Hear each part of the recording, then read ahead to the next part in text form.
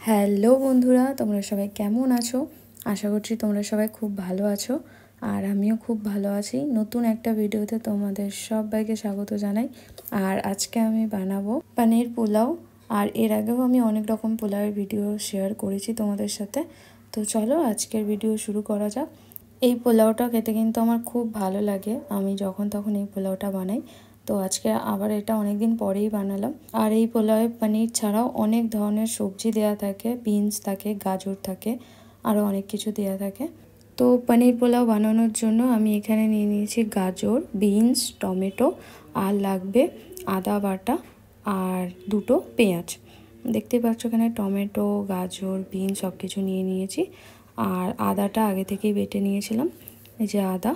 আর আজকে আমি বানাবো মেট্রোর এই মালাই পনির দিয়ে। আমি এর আগে মেট্রোর কোনো পনির খাইনি, তো এই প্রথমবার খাবো।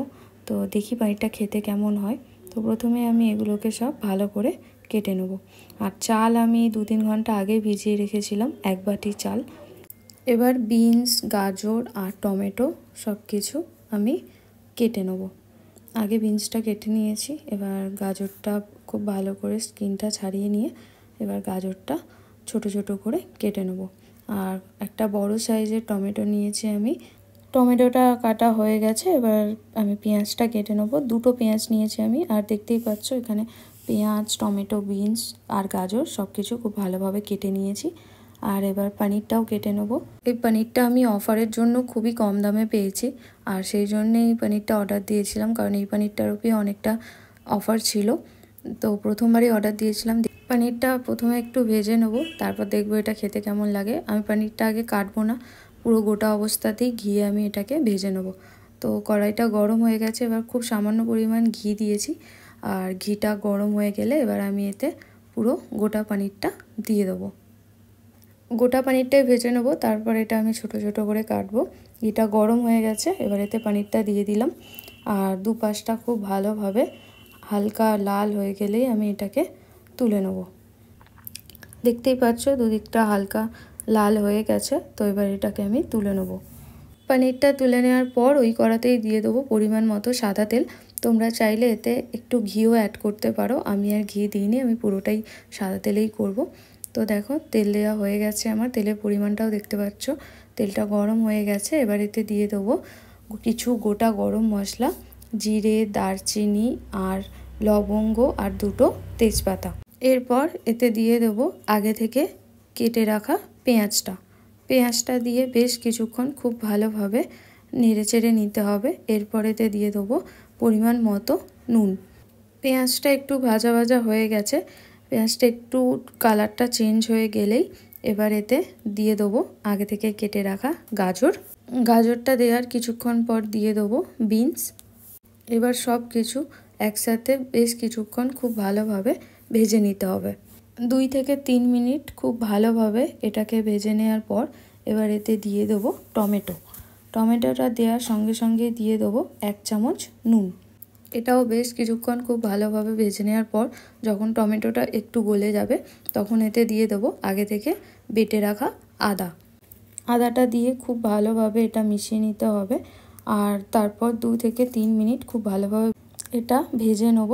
আর যখন আদার কাঁচা গন্ধটা চলে যাবে এবার এতে এক এক করে দিয়ে দেবো বাকি মশলাগুলো। প্রথমে দিয়ে দেবো হলুদ গুঁড়ো, তারপর কাশ্মীরি লঙ্কা, জিরে, ধনে আর গরম মশলা, এই সব কিছু দিয়ে খুব ভালোভাবে মিশিয়ে নেব। এরপর এতে দিয়ে দেবো আগে থেকে ভিজিয়ে রাখা চাল। এবার চালটার সাথে বাকি সব কিছু খুব ভালোভাবে মিশিয়ে নেব। আর তারপর দিয়ে দেবো এতে পরিমাণ মতো জল। দেখতেই পাচ্ছ এখানে চালটা খুব ভালোভাবে আমি সব কিছুর সাথে মিশিয়ে নেওয়ার চেষ্টা করছি। আর যখন খুব ভালোভাবে সব কিছু মিশে যাবে তারপর আমি এতে দেবো পরিমাণ মতো জল দেওয়ার আগে আমি এতে দিয়ে দেবো 1 চামচ ঘি। আর ঘিটার সাথে চালটাও খুব ভালোভাবে মিশিয়ে নেব। তোমরা যদি প্রথমেই ঘি দিয়ে থাকো তাহলে এই সময় খুব অল্প ঘি দিলেও চলবে, কিন্তু আমি যেহেতু সেই সময় ঘি দিইনি তো এই সময় আমি 1 চামচ ঘি দিলাম। দিয়ে এটা খুব ভালোভাবে মিশিয়ে নেব। প্রায় 1 মিনিট এইভাবে খুব ভালোভাবে মিশিয়ে নিয়েছি। তারপর এতে দিয়ে দেবো পরিমাণ মতো জল। আমি যেহেতু 1 বাটি চাল নিয়েছি তো আমি এখানে 1.5 বাটি জল দিলাম। জল দেওয়ার পর ঢাকা দেওয়ার আগে আমি এতে দিয়ে দেবো একটা কাঁচা লঙ্কা, একটু ঘি আর সামান্য পরিমাণ গরম মশলা দিয়ে এবার আমি এটা ঢেকে দেবো। ঢাকা দেওয়ার 5 মিনিট পর দিয়ে দেবো আগে থেকে ভেজে রাখা পনিরটা। আমি দেখছিলাম কিরম খেতে কিন্তু বেশ ভালো ছিল। আর তারপর দেখো প্রায় 10 মিনিট পর 90% প্রায় এটা তৈরি হয়ে গেছে। আর তারপর ঢাকা দিয়ে রেখে দিয়েছিলাম ইন্ডাকশান বন্ধ করে। আর এটা পুরোপুরি তৈরি হয়ে গেছে। খুব ঝরঝরে হয়েছিল পোলাওটা আর খুব সহজে এটা বানানো যায়। দেখতেই পাচ্ছ পোলাওটা কত সুন্দর ঝরঝরে হয়েছে। এই পোলাওটার সাথে আমার রায়তা খেতে খুব ভালো লাগে, তো রায়তাও বানিয়েছিলাম। তোমরা এইভাবে একদিন বানিয়ে দেখো, আশা করছি তোমাদেরও খেতে খুব ভালো লাগবে। আর ভিডিওটা তোমাদের কেমন লাগলো অবশ্যই কমেন্ট করে জানিও। আর যদি ভালো লাগে থাকে লাইক, কমেন্ট আর শেয়ার করে দিও। সবাই ভালো থেকো, সুস্থ থেকো, আরও খেতে থাকো। দেখা হচ্ছে তোমাদের সাথে নেক্সট ভিডিওতে। টাটা।